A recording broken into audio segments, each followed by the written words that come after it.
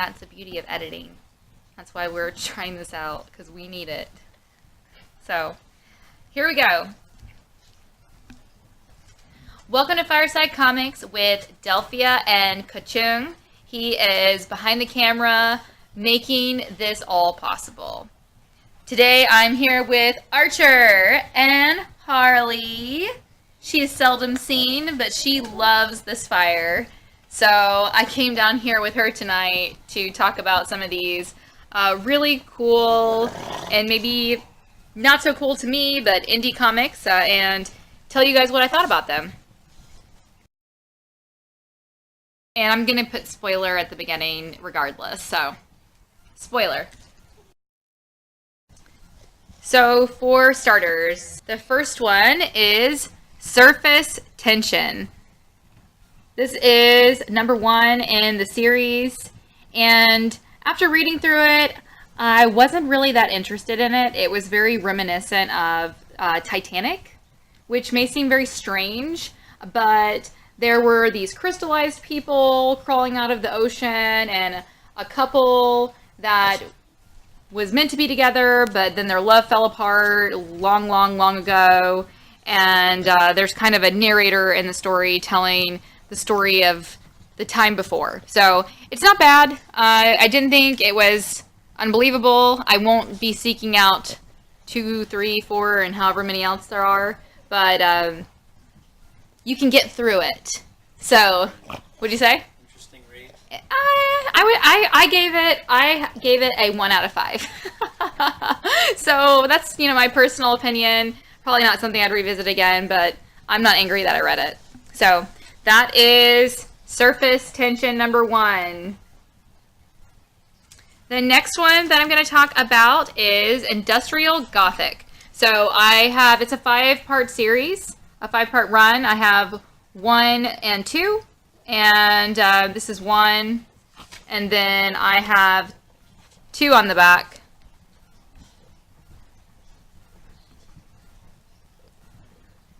It was not a bad read per se. I gave it a 3 out of 5, which is obviously a step up from Surface Tension.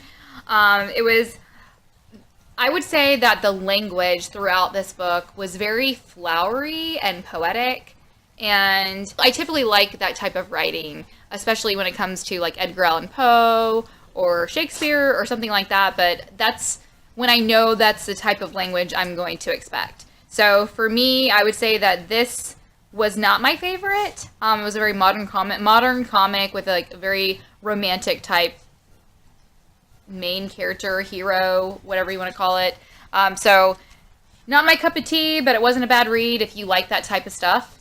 The next book that I read today was Halloween Comic Fest Black-Eyed Kids. So I had never heard of this before, and it was really creepy, but in a really good way.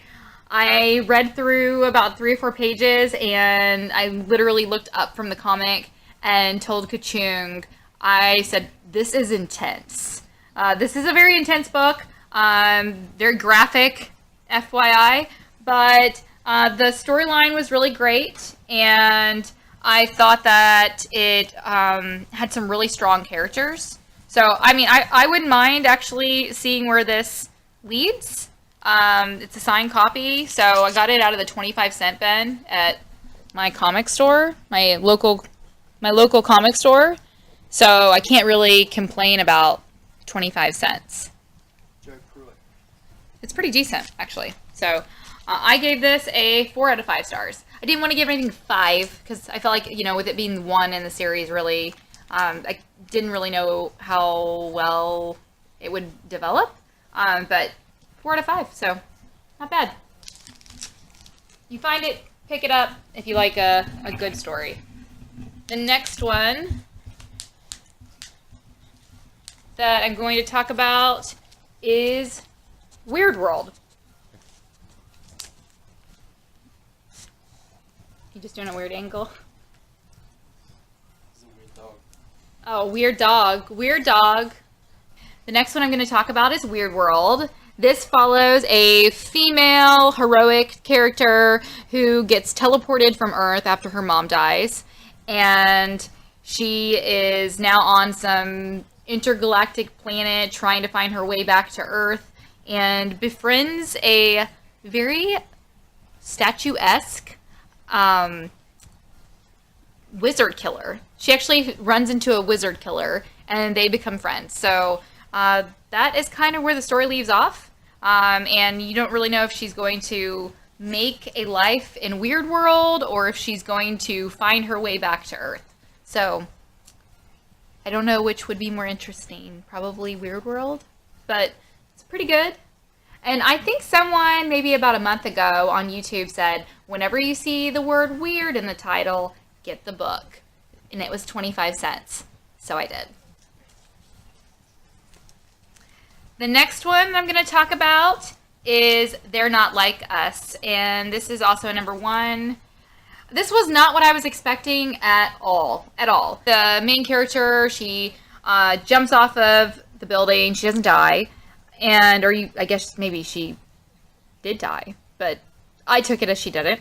And she actually winds up becoming part of this rebel clairvoyant group. And they're all just taking from society as they feel like it, because they feel like society has kind of not taken care of them. And she gets tasked with some tests that are really going to put her morality in question. And that's how the book tees up at the end. Pretty good, actually. I gave this one a 3 out of 5 stars. So, a solid book. I was really, really surprised. And this is by Eric Stevenson, and the art is done by Simon Gain. So, not super familiar with them, but it was pretty good. The next book I'm going to talk about is Broken World, issue 1. So this one, I gave it a 4 out of 5 stars. So pretty good read.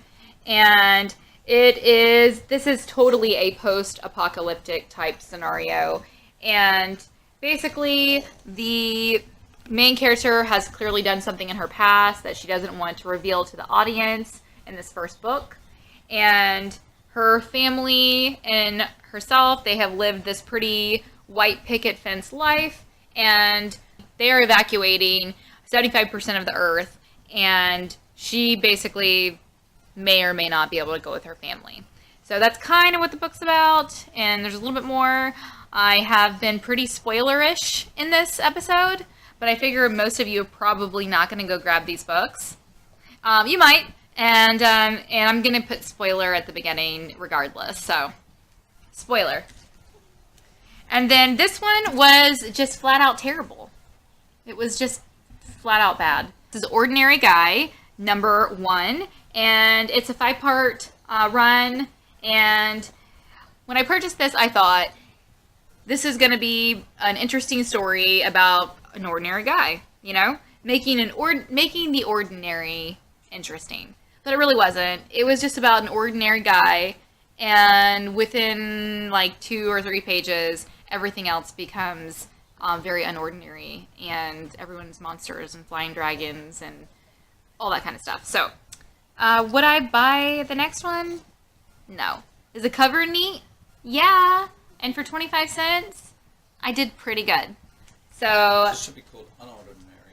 It should be called the whole book is like the most random, weird, bizarre things I've like ever seen, and then from that point, it's like there can't really be a strong storyline, in my opinion, when everything is just complete and utter chaos. But that is it. So I read all of these very unique books that I was not familiar with, and I did it really to expose myself to more writers, more literature, and, you know, not just the stuff that is mainstream that everyone's talking about.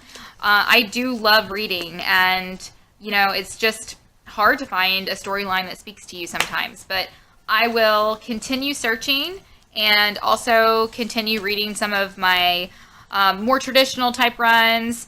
Some of these were actually created by mainstream comics, mainstream publishers, though. Like this one, The Weird World, was by Marvel. So, pretty surprising. And then this Industrial Gothic was by DC. But overall, not bad. So this was $1.75, and I got my day's worth of reading. I am doing okay. Thanks, guys, for joining Delphia and Kachoong for our Fireside Comics with Pugs. We really appreciate you coming out and showing your support. Please hit that like below, and don't forget to subscribe. Oh, let me do it again. Dang it. I was so close. Now I gotta do it again. Thank you, everyone, for coming out and joining Fireside Comics with Delphia and Kachoong. We really appreciate it. Our pugs are here hanging out. We are about to make some dinner, play some Villainous. We are super excited about that. And I'm really glad that I read through these comics. It's always interesting to, read writers that people aren't really putting in the spotlight. And so for me, I was hoping to find a gem. I found a couple that weren't that bad. And I think this is an easy way for me just to sit down and talk about what I'm reading without putting parameters or context around, the literature that I'm trying to expose myself to and the things that I enjoy doing. So I hope you guys enjoyed it. I enjoyed sitting down and talking about it. And hopefully we can do a good job editing this video for you.